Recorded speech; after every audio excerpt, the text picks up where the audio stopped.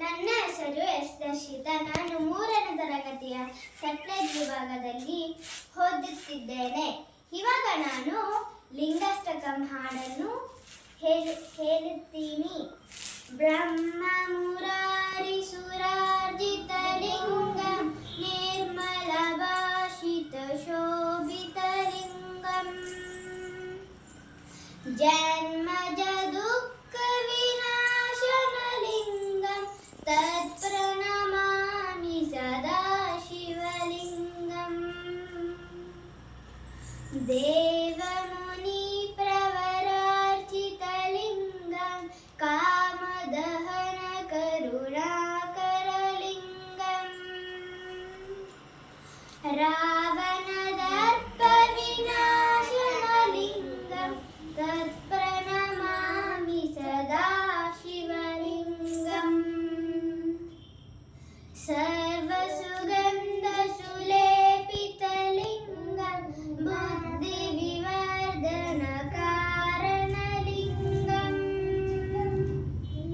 ಸಿದ್ಧ ಸುರಾಸುರ ವಂದಿತ ಲಿಂಗಂ ತತ್ಪ್ರಣಮಾಮಿ ಸದಾ ಶಿವಲಿಂಗಂ ಕನಕ ಮಹಾಮಣಿಭೂಷಿತ ಲಿಂಗಂ ಫಣಿಪತಿ ವೇಷ್ಟಿತ ಶೋಭಿತ ಲಿಂಗಂ ದಕ್ಷ ಸುಯಜ್ಞ ವಿನಾಶನ ಲಿಂಗಂ ತತ್ಪ್ರಣಮಾಮಿ ಸದಾ ಶಿವಲಿಂಗಂ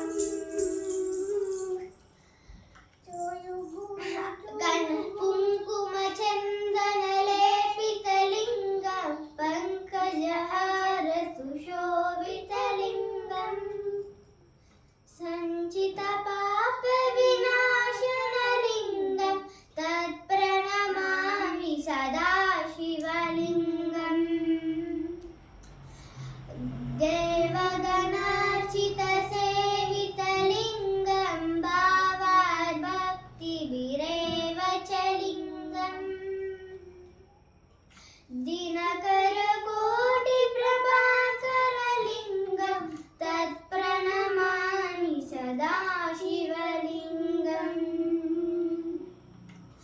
ಅಷ್ಟದಲೋಪರಿವೇಷ್ಟಿತ ಲಿಂಗಂ ಸರ್ವಸಮೋದ್ಭವ ಕಾರಣ ಲಿಂಗಂ